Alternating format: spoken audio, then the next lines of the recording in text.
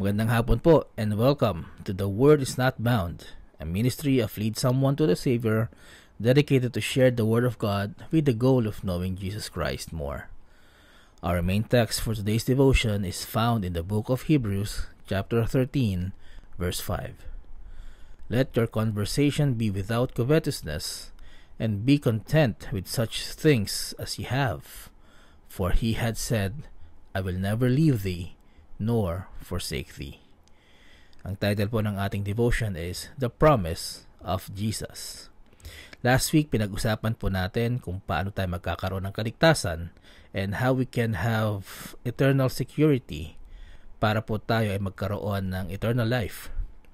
At kung kayo po ay buong puso na nanampalataya at tinanggap ang ating Panginoon Jesucristo na siya po ay ang anak ng Diyos at siya ay Diyos na nagkatawang tao, na buhay na walang kasalanan dito sa lupa, pinako sa krus at namatay, inilibing at sa pangatlong araw siya po ay nabuhay na maguli para sa kabayaran po ng ating mga kasalanan, then you have accepted the gift of salvation unto eternal life.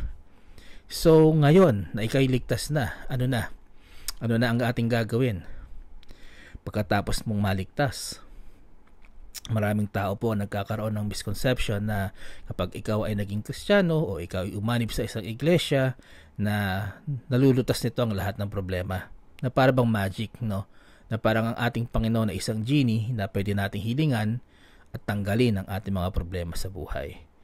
That is not biblical. At kung kayo po ay pinangakuan na yayaman kapag sumali sa isang iglesia o naging Kristiyano, kayo po ay naloko. Ano po? Because true Christianity is looking into Jesus and following His ways.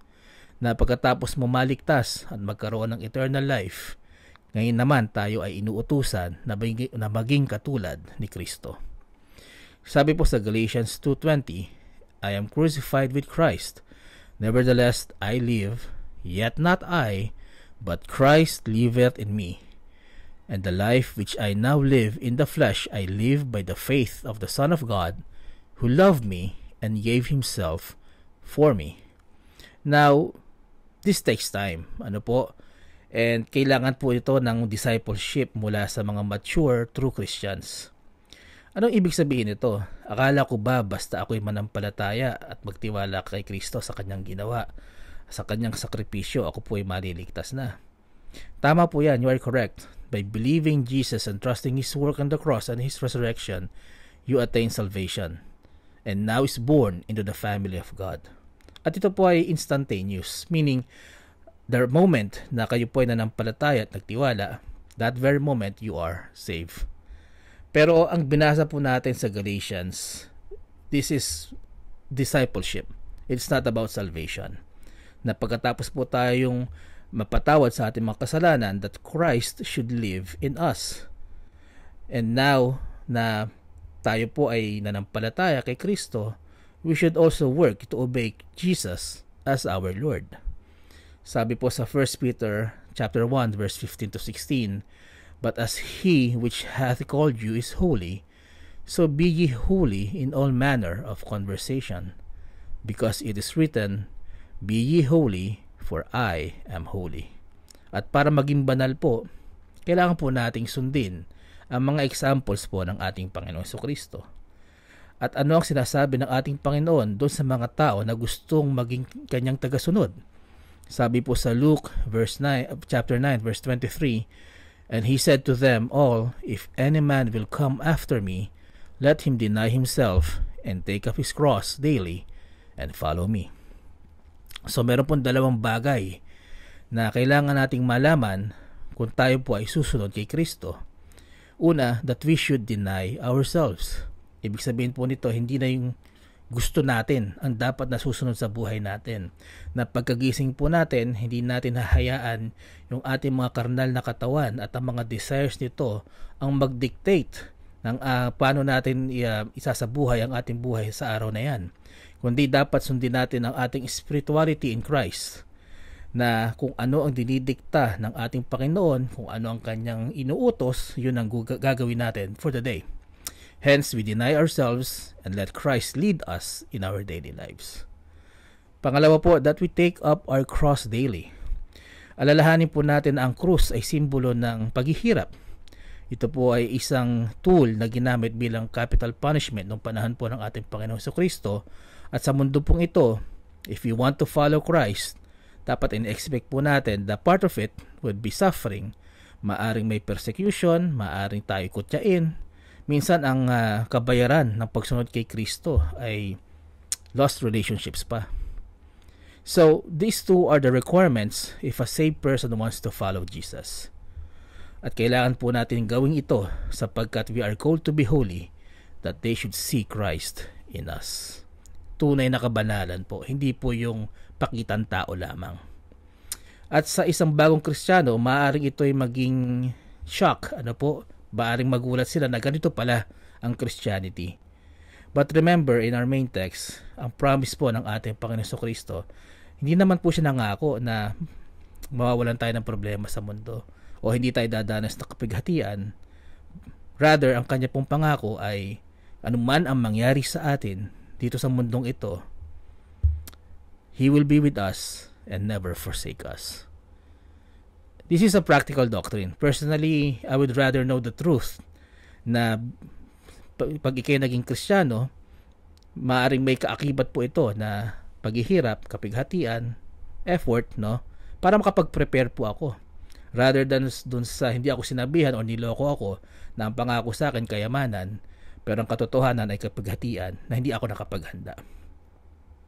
But what comfort for a Christian to hear that our Lord Jesus Christ will be with us no matter what happens in our life here on earth.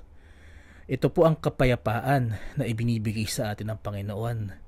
Na oo, marami tayong problema. Oo, marami tayong pinagdadaanan.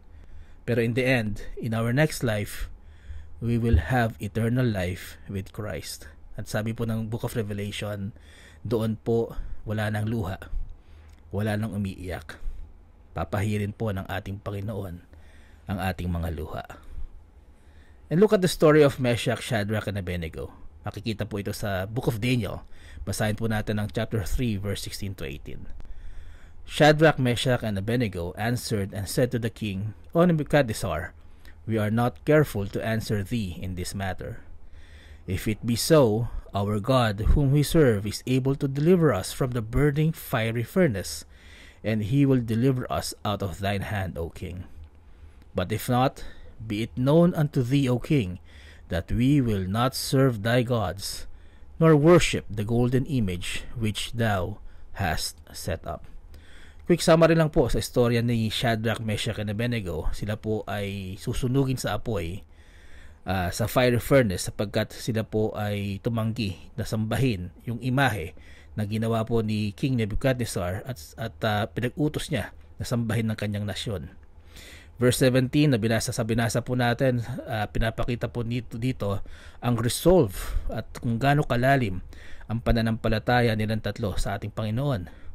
Pero verse 18 teaches us what our mindset should be. Na sa buhay po na ito, doesn't matter if God wills to save us from our troubles or not. Kung kalooban ng Panginoon na tayo iligtas sa kapighatian, sa paghihirap, o padaanin tayo sa paghihirap, it should not affect our faith in the Lord. Alam ko po, madaling sabihin, mahirap gawin. Kaya nga po, dapat tayong patuloy na ma-inspire sa Bible stories, especially sa story of Shadrach, Meshach, and Abednego, na even when they are faced by a painful death by fire, their faith in God never wavered. So I encourage you po to read the full story in the book of Daniel. Brethren, a true Christian is never alone. As we learn about Christ and follow His ways and His commands, we may face troubles and persecutions, but He has a promise that He will never leave us or forsake us until He takes us to our home in heaven. And Christians, pray that our faith may be like the faith of Shadrach, Meshach, and Abednego. Nawa po'y naging pagpapala ang short devotion natin this afternoon. Magandang hapon po and God bless you.